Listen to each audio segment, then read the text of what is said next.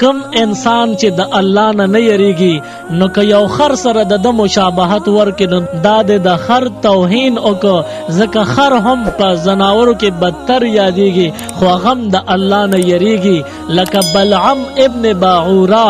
دا یو ډیر لوی بزرگ او ولی تیر شوی دی، خو کله چې شیطان دوکه که په خپل پنجه کې گیر کو گرفتار کو نو په خر باندې سور شو او د موسی علیہ السلام خلاف خیرو د پاره کم غونډه تو کم غر ته بتو کم ځای کې چې بلعم ابن باعورا دعاګانې کوي او قبلیږي پاس په غر په سوکړی باندې یو مقام د قبولیت ته بلغم ابن باعورا به هغه ځای د قبولیت مقام لته دعا به قبلېده.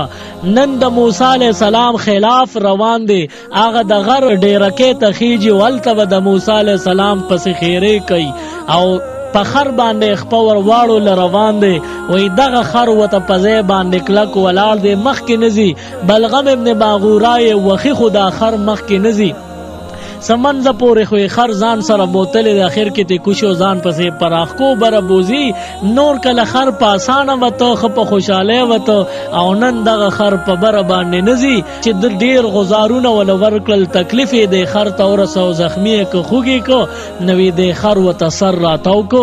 او د بلغم ابن باعورا ته وی چې د الله بدبخت بنده د الله نه او یریګا، دا ته چې کم زه تزي او الله د لکم مقام درکړي دی، دا د الله د یری د وجه تا ته دا مقام حاصلو.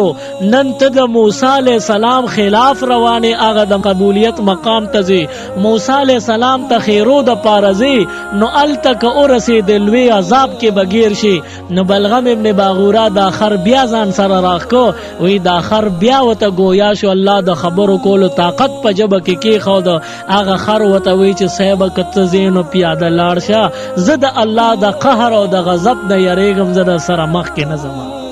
معلومه شو چې انسان چې د الله یره پزړه کې نوي نو بلغم ابن باعورا چې پکم خر باندې تناغه خر ته نه خدي، ځکه داغه خر پزړه کې د الله یره شته، الله پیژني او انسان بډیر ناپوهي وي، بد قسمته بد نصیب بوي چې دې د الله نه یریږي. پکار د چې زمونږ او تاسو زړونو کې د الله یره راشي.